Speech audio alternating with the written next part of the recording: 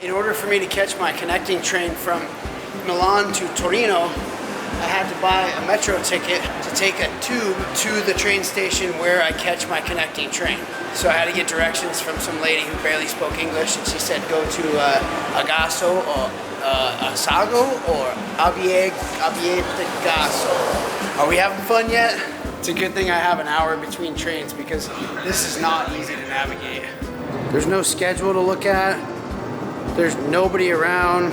I don't know where to go. My train's scheduled to arrive in 13 minutes, 12 minutes, and I still don't know what platform it's on. 7 minutes till my train arrives and still no platform number. Every other train has a platform number except that bottom one and mine. 4 minutes now till my train arrives and still no platform number.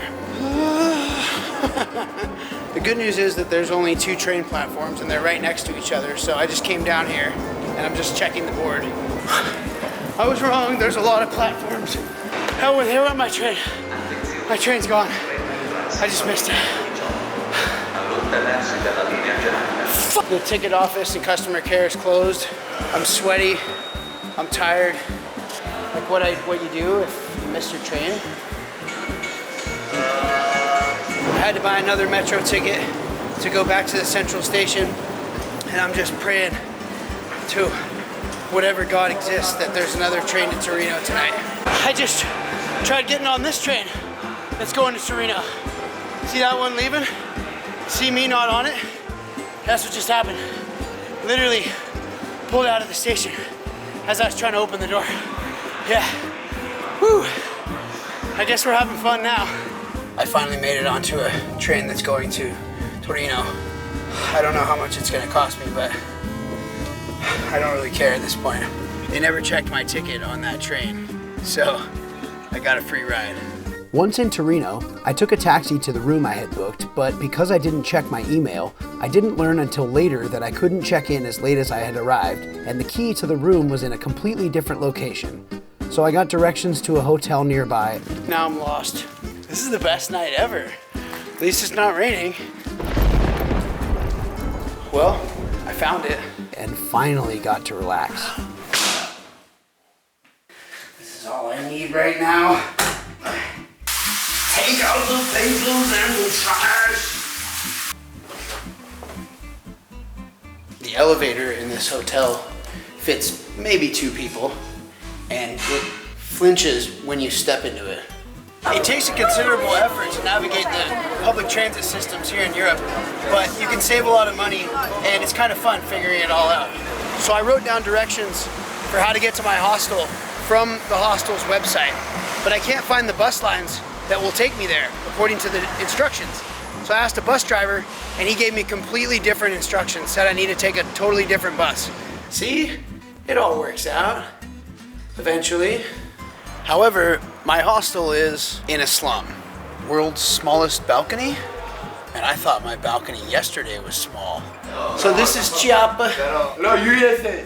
He speaks 5 languages. So they're basically telling me that these illegal immigrants at the bar over here aren't gonna like me taking their photo. I'm kind of hesitant to bring my nice camera over there. They are illegal, so they don't like people with photo cameras. What would they do? Would they try to take the camera, or? They would, yeah, they can take with you.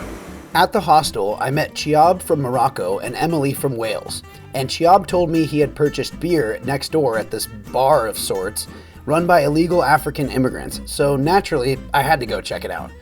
We awkwardly ordered beers, and while we stood outside drinking, I warmed up the crowd with some card magic, which got us seats at the table. From there, I bought a round of beers for our new friends and met Natura, that guy with the facial scar and keys hanging from his hair. I honestly couldn't tell you what it is, but it's super tasty. I enthusiastically accepted his offer to cook me some divinely flavored authentic African food, and because I didn't speak the languages, Chiab was invaluable as a translator and served as a kind of informal social foreign ambassador. He informed me later that the nice kid talking my ear off next to me was speaking some sort of broken Portuguese. It was, by far, one of the most intense and adventurous cultural experiences I've ever had. So there's like legit a city in Italy called Bra. I don't know if the guy who named the town was like really into underwear or if he was just like a really cool dude. Does that mean there's also like a dude Italy? Dude, that's crazy, brah. This gentleman informed me that you can't take a bus from the train station to my guest room, Residenza La Quiete. I need to walk to the bus station in order to catch a bus to get to where I'm going, because there are no buses at the train station that go where I need to go. Autobus, stazione, para inglese?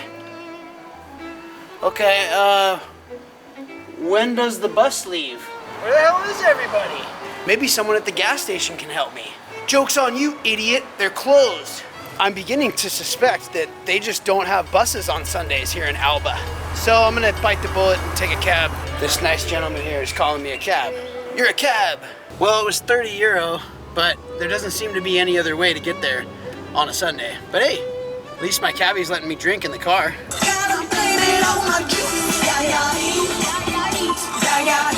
We're in Italian wine country, and for about $37 a night, I basically have my own little apartment.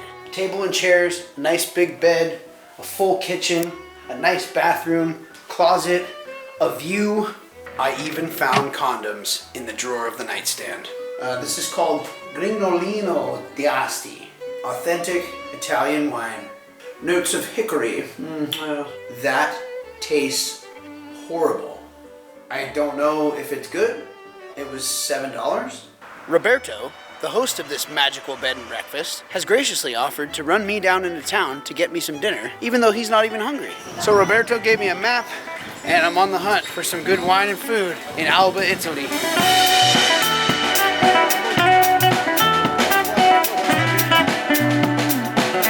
I just found this little place in an alleyway.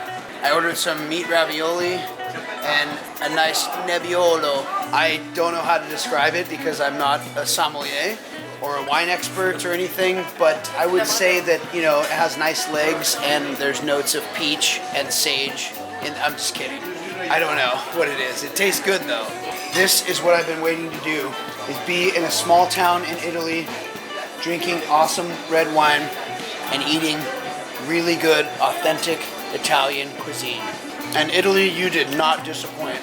I'm having some tiramisu, and it's gonna make me fat, and I don't care, because I'm in Italy.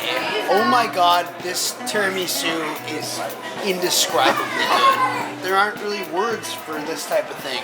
It's every bit as good as it looks, and more. Roberto's helping me rent a scooter because this man doesn't speak any English, so he's serving as my translator. It's the little car from Romancing the Stone, John Wilder! I kinda know where I'm going, but I have all day, so let's go get lost in northwestern Italy. La voce una chitarra un po' che lui è come dolce che sta serenata. A bocca tua si accosta più vicino e tutta stringa a me più appassionata. Con la chitarra e non felice le voce, con te vicini canta e so felice. Amore, non posso più scordarmi te. I found a little restaurant called La Crota here in this tiny village of Rodi. I like it because it's very round. It's very nice to pair with some meat, perhaps. We got prosciutto and salami. It got the right balance between fruitness and also complexity. Barbera di Alba. Black Truffle and porcini mushroom. Porcini mushrooms with a bechamel sauce. Rich, creamy, intensely savory. It's just swimming in like cheese sauce and butter and mushroom oil. It might cost a lot to come to Italy, but then once you get here, the food is rather affordable. It's the same as a regular medium priced restaurant in the US.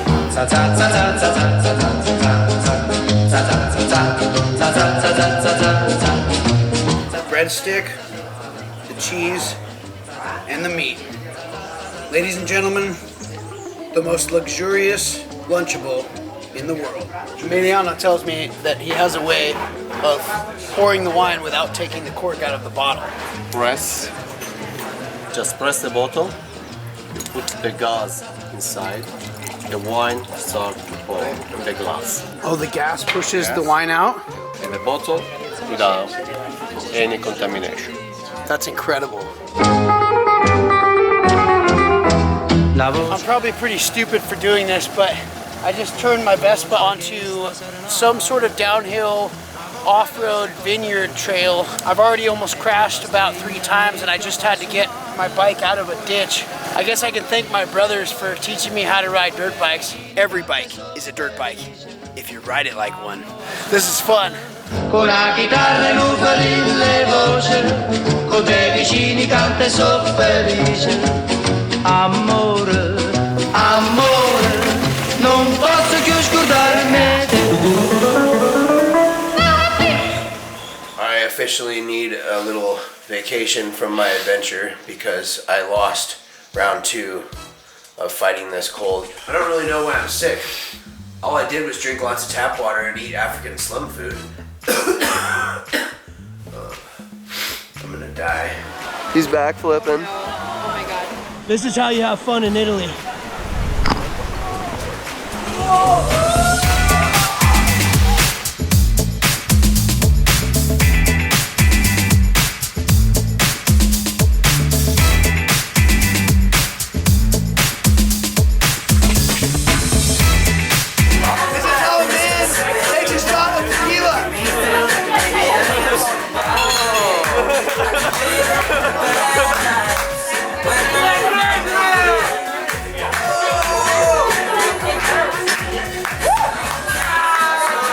Cinque Terre means 5 lands, and I'm in the southernmost village called Rio Maggiore. This adorable little labyrinthian city is filled with these alleyways that are barely wide enough for 2 people and dizzyingly steep, wonky staircases.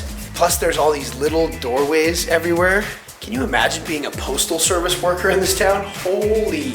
After settling into my cute but dilapidated hostel, I hopped on the train for a short trip to the northernmost town in the Cinque Terre called Monterosso. There are so many tourists here. This water transcends the meaning of refreshing. As you can probably assume by now, I have to go see what's in that cave. Found this guy from Argentina named Fausto in here. Yeah. From Monterosso, I started hiking the Blue Path, which is the most famous and popular path here and spans the entirety of the 5 towns. It looks like a motorized cart that's used to pull supplies up the hill. That or it's the world's most boring roller coaster. I don't know. Well, I think I found paradise again.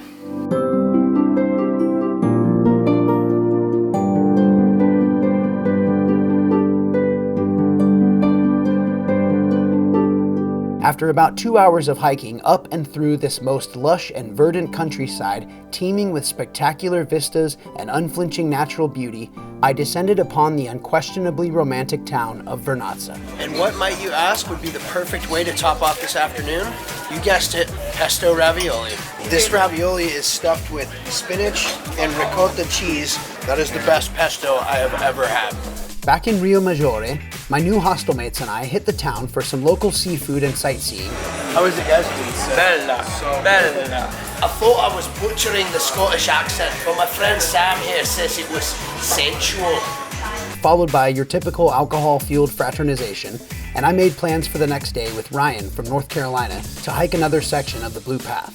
Okay, so Ryan and I are gonna hike from Cornelia down south to the next village of Manarola.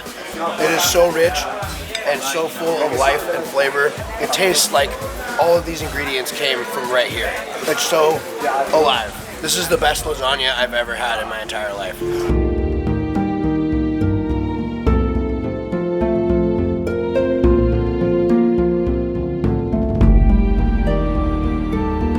We're hiking along the path between Cornelia and Manarola, and the path just brings us through somebody's backyard.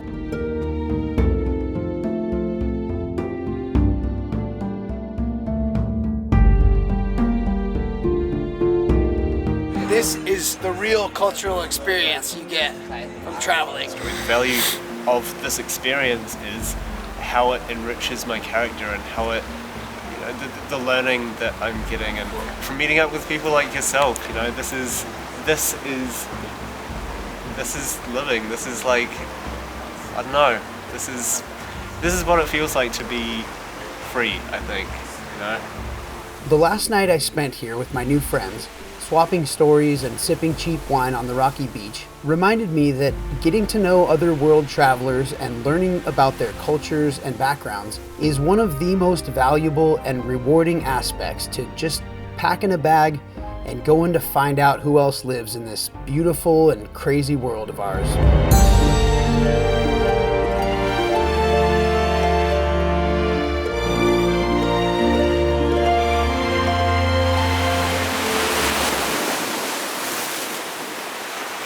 Una voce, una chitarra, poche lune, ecco qua più per fare una serenata, per sospirare amore chiaro chiaro, parole rosse per innamorare.